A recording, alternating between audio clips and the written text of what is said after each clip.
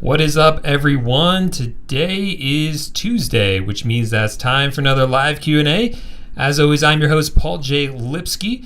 Let me know if you can see me. Let me know if you can... Give me a second.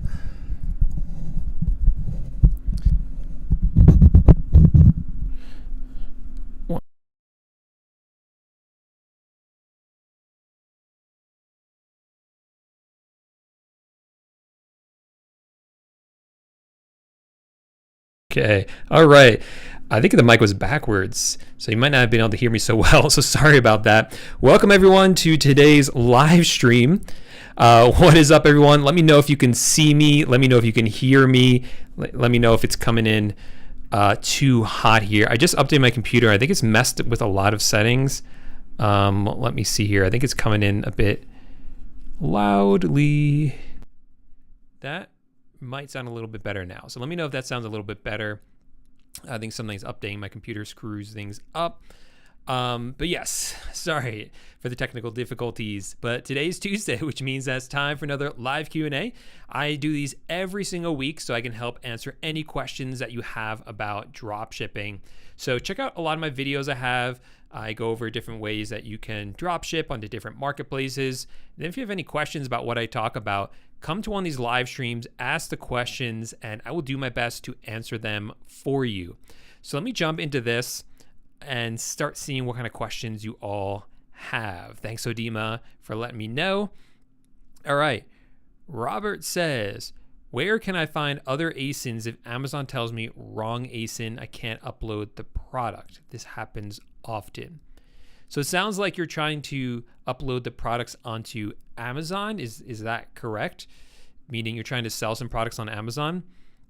If it's telling you the wrong ASIN, why don't you send me a screenshot of what you're seeing? Are you seeing that on Amazon or are you seeing that on AutoDS? Let me know and I'll be able to kind of help you out with that. What is up, Brett? How's it going? And then the other question I have for you is where are you getting the ASIN from originally anyway? All right, so Brett has a question here.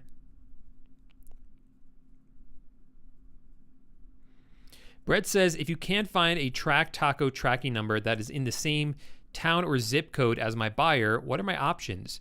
Do you recommend sending a note card just to generate a tracking number? You can do that, Brett, but that's a bit of a pain. What I would actually, first thing I would recommend is that what matters is the zip code, not really the town, because sometimes the zip code will actually cover multiple towns. So it's okay if the town's different. Ideally, it would be the same. But what's more important is that the zip code is matching. You could send a note card, but that kind of gets to be a pain. Anything really close enough is going to be good enough for most customers. And again, you can always send them a picture showing that the item was actually delivered to their doorstep. Or if you get the tracking number you get the tracking number later, you can send it to them later. Brett says, if a customer reports you for using Amazon packaging and you simply say you're cross-selling from your Amazon store using Amazon FBA, will eBay accept that answer since they allow cross-selling? Yeah, so eBay does allow cross-selling, which is really cool. So basically what that means, if you're not familiar, many sellers on eBay are just like regular people like you or I who have some sort of reselling business. So they might go out and find some products at like thrift stores that they're trying to sell, but they're not sure which marketplace to sell it on. So what they do is they send the products into Amazon FBA, but they also list them for sale on eBay. If the product sells on eBay, they just have Amazon ship the item to the customer. It's not drop shipping because they actually go into their own Amazon seller account and say, I want you to ship it to this address. So Amazon will do the fulfillment, but it's actually being sold on eBay. So it's a good strategy that a lot of people use so that they don't actually have to warehouse the items themselves. So this is allowed by eBay. They do permit this. And this is the reason why eBay lets you actually, they have the option for you to upload an Amazon tracking number for that exact reason. Now, in general, I like to just avoid having Amazon eBay even know that we're using Amazon as a supplier, which is why I don't recommend uploading Amazon tracking numbers, just to kind of avoid that. But push comes to shove, you can always say, if it comes in an Amazon box, that yes, you just do cross-selling and that's the reason why. However, I haven't had eBay ever ask this. There has never been a reason for me to ever tell eBay that that's what I'm doing, because they've never asked. If anyone has ever reported me, eBay hasn't had an issue with it. It hasn't been a problem. You can see me. Awesome. Yeah, so I just updated my computer just like an hour ago, and it changed all these features, which is pretty cool. So I can turn on and off background blur. I can add these reactions in here, like give you guys a thumbs up. I don't know. I guess if I'm sad, I can do that one. I don't know. It's pretty cool. If you update your MacBook, you'll see all this stuff. So I don't know when I'm going to use these. Actually, I can use this. Watch this. Ready? We'll use this one. There we go. All right. Enough of that. Thanks, Robert. Appreciate you. Okay. Kared says, when adding good competitors to my watch list in Zeke, is it wise to always keep them in my list to always come back to see any new products that they've added that I might sell on Facebook Marketplace? Oh, okay. So yeah, one of the I think underutilized features of Zeke Analytics is their watch list. So if you didn't know, if you're using Zeke Analytics for product research, let's say you find a competitor, like another dropshipper, and you scan their store and found some great products that are selling well based on their store, from their store, I should say. Once you go through that, if they're a good seller, you should add them to your watch list. That way, maybe like 3 months from now, you'll go back and see if they have any new products that you want to look at. And certainly, if you start selling on Facebook Marketplace, you can use that same list as well to look through items that are doing well on eBay based on those competitors, and then add those products to Facebook Marketplace. So yeah, definitely use that, and definitely go back after some time to make sure that they've added new products that you can use. Thanks Robert again. Thanks Odima. Audio is perfect now. Yeah, whoever told me last week the audio was off, thank you. It was true. The microphone was backwards. That was the issue with the microphone. So I was actually talking into the back of it. Earl says API versus non-API AutoDS. I would go with non-API. Sorry, I would go with API, I should say. We used to use non-API AutoDS. That was my recommendation, because we kind of had this fear that eBay didn't want us drop shipping, and that if we could help avoid them realizing that we're doing it, that was better. And so one of the theories was that if we use non-API software, they're not going to be able to tell, and then we'll be on better ground. As it turns out, I started using API about a year ago, maybe more, and I saw absolutely no change in my store. So I don't think it's actually true that using an API store penalizes you in any way with eBay. And I haven't seen that for other people who have switched back to API as well. And there's a big trade-off there, because using non-API requires sacrifice when it comes to using software. So a non-API store is going to be harder to run, going to require more work. You're going to have your computer on and running in order for it to be able to update prices on eBay, update stock. With an API software connection, then anytime you add products, they're just easily added to your eBay store. Any repricing and restocking is done automatically, easily. So it's just a better experience than using a non-API connection to your eBay store. Brett Powers says, does Amazon and Walmart allow retail dropshipping if you're selling on their marketplaces, or do you need to use wholesale suppliers? Good question, Brett. So it is true that you can sell your own products on Amazon and on eBay. When it comes to dropshipping, though, dropshipping on Amazon is allowed. However, you have to be the seller of record. That's what the rule says. So basically what that means is that you cannot drop ship from retail websites like Walmart or Wayfair onto Amazon, because when the customer gets the package, it's going to say that it came from someone else and not from you. That's not allowed on eBay. What is allowed, though, is for you to drop ship products that either have your brand name or logo on it, the name of your store, or just nothing on it. So drop shipping on Amazon, what we're starting to do is we're using wholesale suppliers and some other suppliers as well that are basically wholesale that will blind drop ship for us, which means that when the customer gets the package, it will either say our business name, the name of our Amazon store, or it will say nothing on it. It won't even say really who it's coming from. So it's a very generic looking package. That's what blind drop shipping means. And that way we're compliant with Amazon's rules. The customer will get it. They're not going to say, oh, I thought I ordered this from Amazon, but it says it's coming from Walmart. They're not going to think that because there's not going to be any indication of where it came from on the box besides an address and maybe like a generic sounding company name. So using that method, that is what's allowed on Amazon. I'm not 100% familiar and up to date on Walmart's rules. I do know that drop shipping on Walmart using retail suppliers is not allowed. A lot of people tried that probably about 2 or 3 years ago, and it worked really well for a year. I had a buddy, Tyler, who, if you guys remember him, he had a YouTube channel, and he was doing drop shipping on Walmart, and he made a lot of money in 1 year. And then Walmart just shut everyone down. I think it was only like 8 months it lasted. So it was like a really great 8 months for those people. And then the whole thing just kind of shut down. So I don't know if there is a way to drop ship on Walmart that's allowed, but I know using retail suppliers is not allowed. Tyler, it's different Tyler, says, hey, Paul, if an item is sold and shipped from Walmart, but is not a Walmart branded box, example, DeWalt, has that other brand given up the rights to protect the photos of that particular item? No, I know what you're asking, Tyler. So there are certain brands on eBay that are within eBay's Vero program, VERO. That stands for the Verified Rights Owner Program.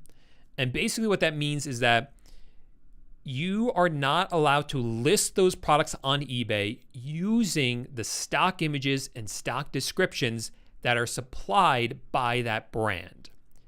Basically, what that means is do not sell those items.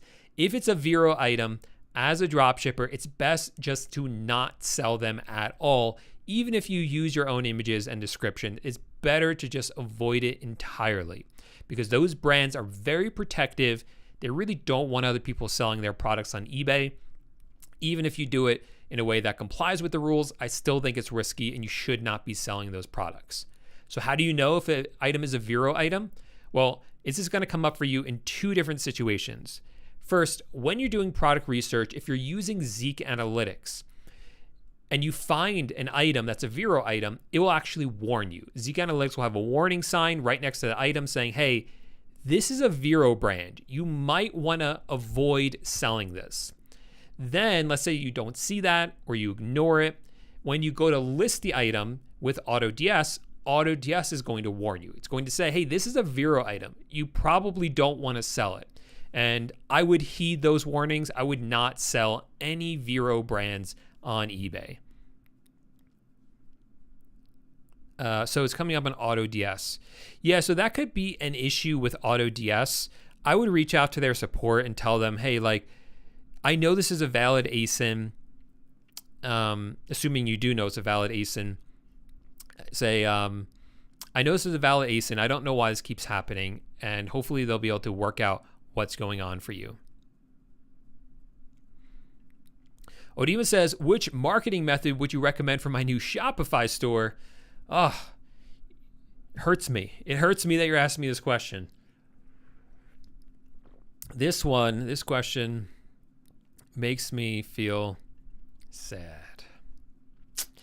Okay. The reason it makes me feel sad is because I don't think you should be selling on Shopify.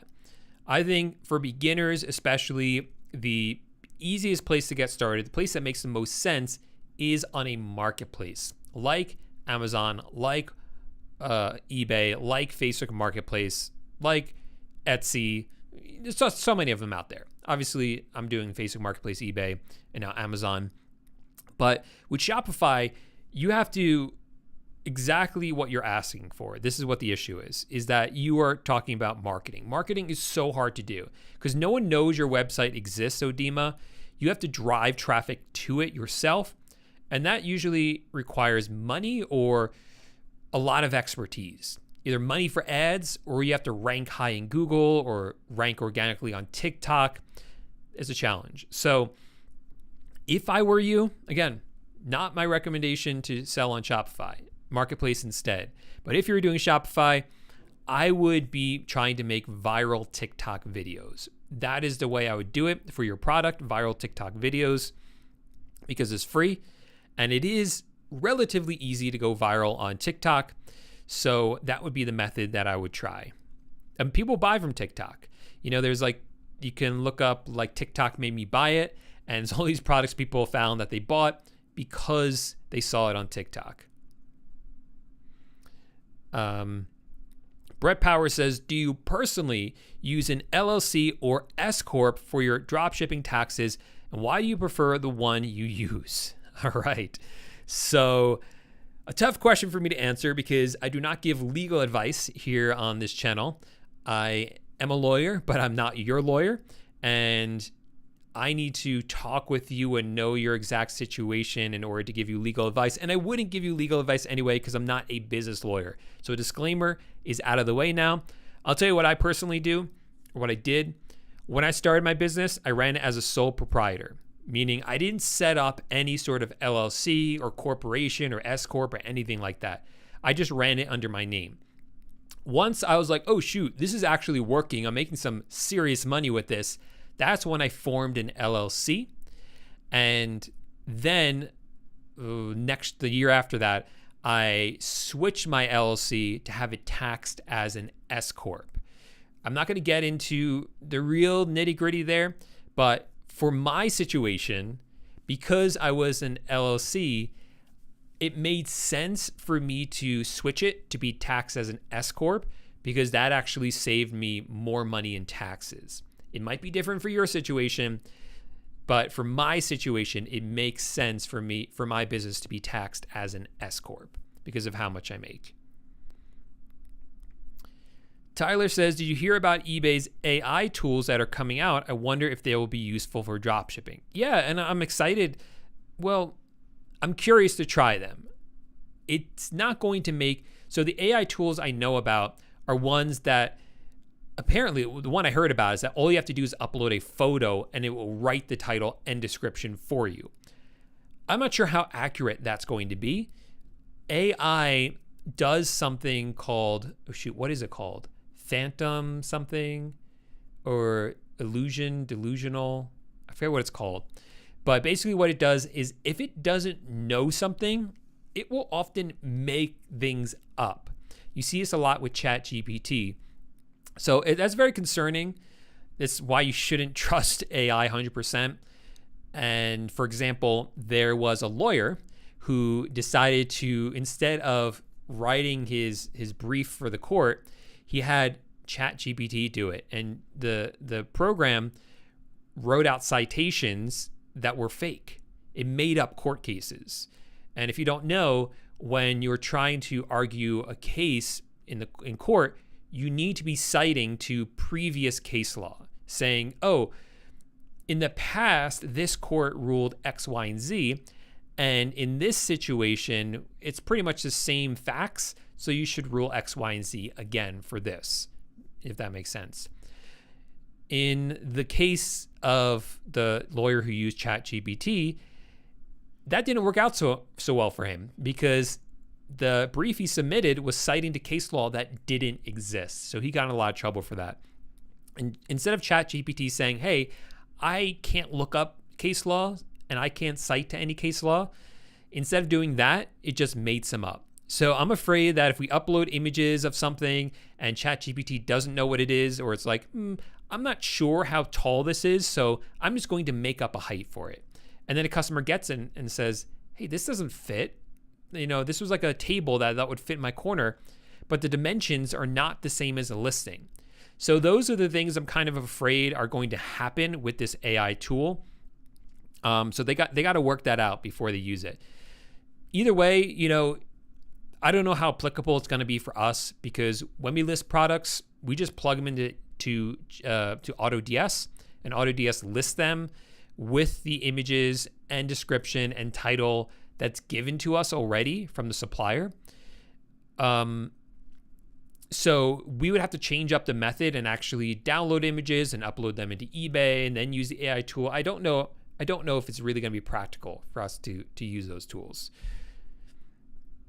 AutoDS has AI tools built in already, by the way. It will help you write titles and descriptions. I like the description one. The title one, I still prefer to do them on my own.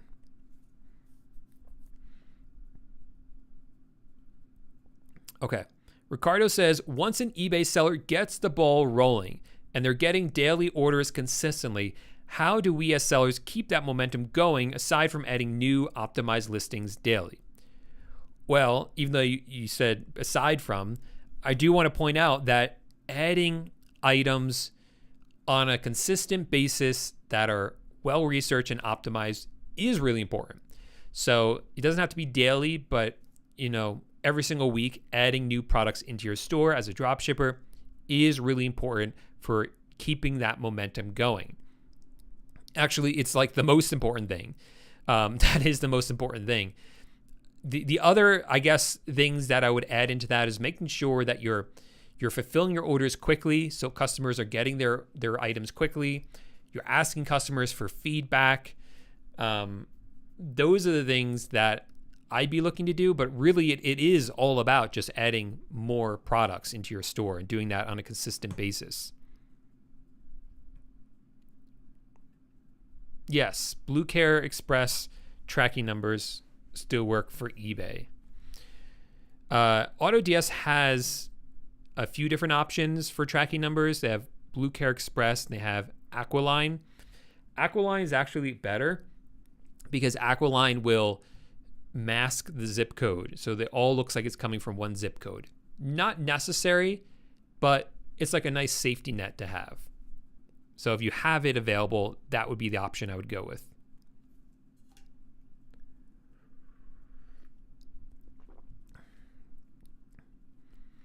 Tyler says, can being active on eBay every day, such as listing every day or changing prices, etc., have a chance of improving sales? Yeah, eBay likes to see sellers being active every day on their platform. So, main thing is adding new products, but also answering customers' questions, responding if you have offers enabled, actually responding to those offers, anything like that. eBay likes to see activity on your account. And yeah, anytime you change a price, it's going to help, which luckily AutoDS is going to be changing your prices all the time to keep up with the prices on the supplier's website. But certainly if someone's following your listing, or what's it called? They saved your listing and the price goes down, they're going to get notified about that and they may purchase. All right, what's up, Henny? Says, Paul, 2 years strong, doing what you teach. Love to hear it. Brett says, which banks can you recommend for business checking accounts? So what most people do is whatever bank you use for your personal bank account, see if they have a business department, or if you can get a business account through them. That's what a lot of people do because it will be easier. Mine, I have a few different banks, but the one I really like is Capital One for business checking. And the reason I went with them is because that increased the chances of me getting approved for the Capital One Spark card, which I do have, and it's one of my favorite business credit cards. That credit card gives you a flat 2% back on all of your purchases, no matter what category it's in. So I love that card, and having a Capital One bank account just, I think, helped me get approved for that. Either way, I really actually like the Capital One banking experience. I think It's like, it feels like very updated compared to other banks. Like I used to have Wells Fargo, and their website just feels ancient to me. And so I appreciate that at least, Capital One's feels a bit more polished and up to date. Yeah. Can't really go wrong too much with checking accounts unless they're charging you some like crazy, ridiculous fee. You really shouldn't be charged money to have a business checking account.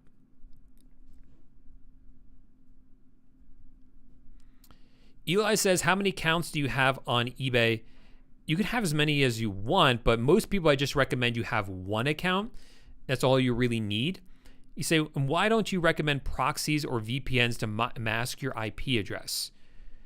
Well, the first question I have is, why would you want to hide your IP address from eBay? If you're doing everything right, there's no need for you to be hiding your IP address from eBay. So I've never used a VPN while I'm accessing eBay. I use a VPN on my computer when I'm just generally browsing the web. That's to hide my internet traffic from my internet service provider, but that's more of like a privacy thing. And when I'm on eBay, I don't use it though. And that's because eBay, they have certain things that they're looking out for to avoid fraud. And one of the things they look for in order to avoid people coming on and defrauding their customers is whether or not the person who's accessing eBay is using a VPN. Because if a person's using a VPN, that sets off a red flag for eBay. They think that, what are you trying to hide? So I suggest that most people don't use a VPN when accessing their eBay account and just log into eBay regularly. And that's because eBay can see certain IP addresses which are tied to VPN services. Tyler says, does AutoDS and Zeke Analytics have the same Vero list, or are they different? They are very similar, but they're not 100% the same. But from my experience, they are very, very similar. So if either one says this is a Vero item, I don't sell it. Do I have to pay taxes on items from Walmart that are over $35 in shipping? I'm not 100% sure what your question is. My question is more of, how does taxes work for Facebook Marketplace at the end of the year? I'm still not 100% sure of what you're asking, but two things you might want to consider. First, when you're buying stuff from Walmart, you have to pay sales tax on that. So that means when you're checking out, it's going to charge you the cost of the item, maybe shipping if it's under $35, plus sales tax, depending on what state it's going into. If you become sales tax exempt, you don't have to pay sales tax. And that's because your customer on eBay is the one who's paying the sales tax to eBay. So that covers sales tax. Income tax is what you pay at the end of the year, or in April. That's different. And yes, you will owe income tax at the end of the year if you make money, even something from Facebook Marketplace. And Facebook will give you a 1099 so you know how much money you owe.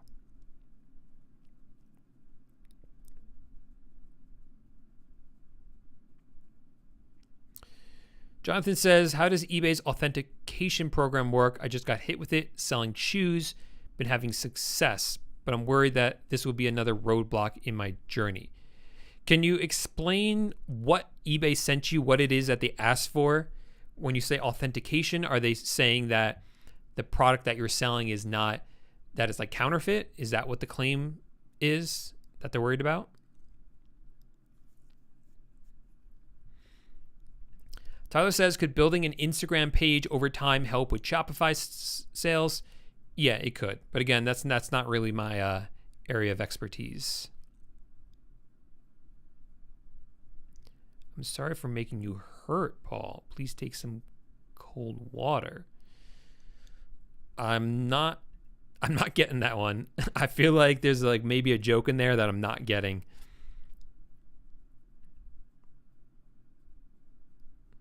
Stacy says, is it possible to dropship from Wayfair and Overstock?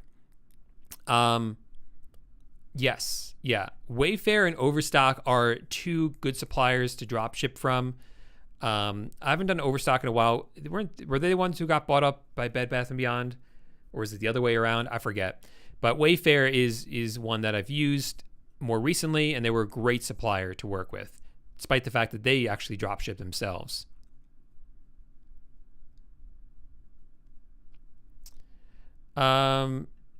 Lorenzo says, I ordered the eBay course from you. You told me last week if I order the eBay course, I get the VA course as an add-on. No, the virtual assistant course is not included with the eBay course. That's never been the case. There is a virtual assistant add-on that you can purchase, but it's not free for the eBay course.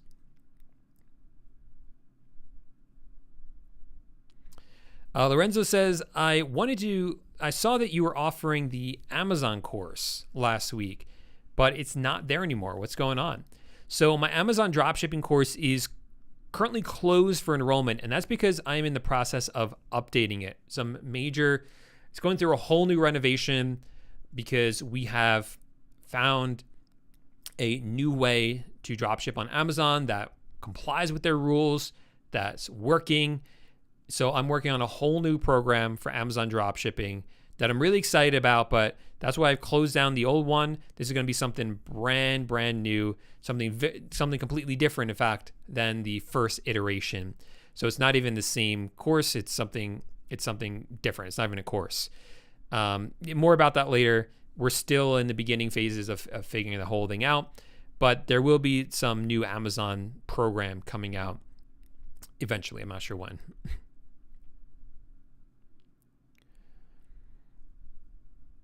What's up, Al's Ventas?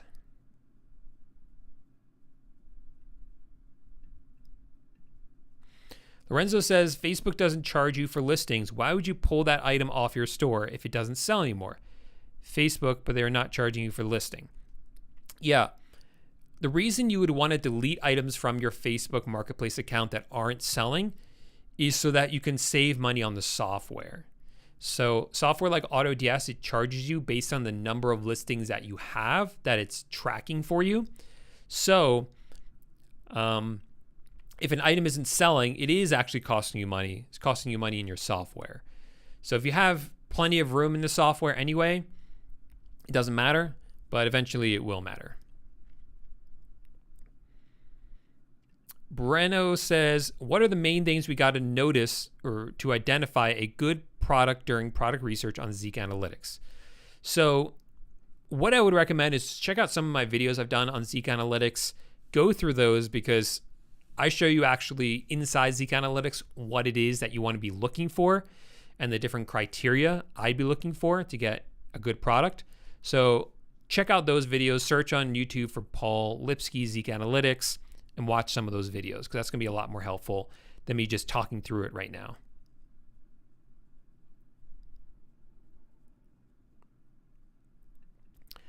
Lorenzo says, but what about virtual assistants? I think is what you mean. Do they need a VPN in the United States to work on your eBay platform? They're in the Philippines, not the United States. Yeah, again, my virtual assistants, when they access my eBay account, they don't use a VPN. They use a VPN when they access suppliers' websites like Home Depot or Walmart, but not when they're accessing eBay, and it's never been an issue. Never been an issue. The only time they use something like that is when they're accessing my Facebook account. So for Facebook Marketplace, they have to log into my Facebook account. You don't have to do that. You don't have to give your virtual assistant access to your Facebook account. You can just give them access to like AutoDS and other stuff. But if you want them to fully run your store for you, then yeah, they need access to your profile. And so for that, they use a dedicated VPN for that.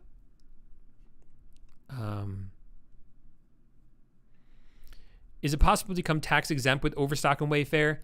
I don't remember off the top of my head. You should be able to find the answer with a quick Google search, but I can't remember off the top of my head.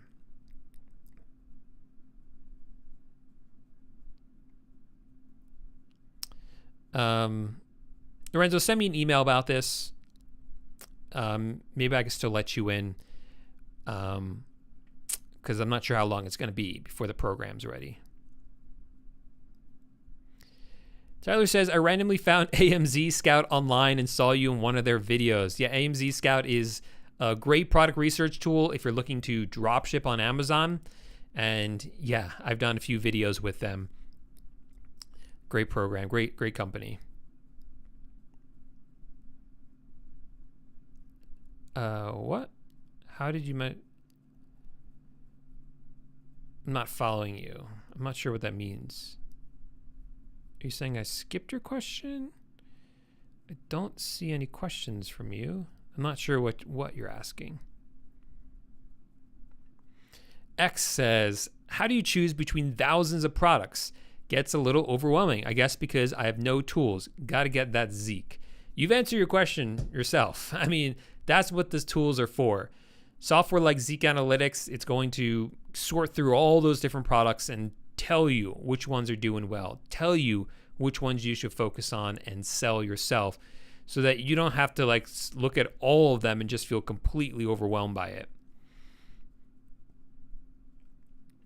I need to hit the eBay dropshipping game heavy for Q4. Yeah, we are technically, most people don't realize this, but we are technically, 5 days away from Q4. October is included in Q4 technically. Now, that's technically true, but we mostly think of Q4 as mid-November to just up to Christmas. Like that is really Q4. But Halloween's a big holiday as well. It's a great time to be selling products, and it's a good time to start loading up your store with the items that are going to sell well around the Christmas shopping season. So it's prep time. We're getting into it, and this is kind of what the whole year is all about. Some brick and mortar stores make all of their profit during Q4. The rest of the year, they're just kind of like living sort of like paycheck to paycheck, just like skirting by.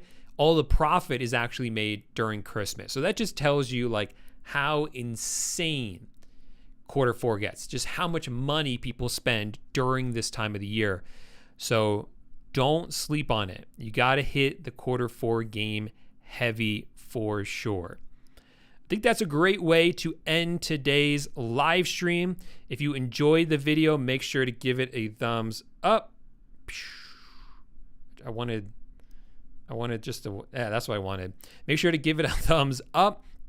If you have any questions that weren't answered for this week's, make sure to ask them during the next live Q&A. If you have any suggestions, like Breno says, please make a video about what to list during October. Well, ask it and subscribe, because this video is coming out Thursday, Breno, so keep a lookout for it. Otherwise, I will see you next week for the next live Q&A. Thanks everyone for hanging out, and see you then.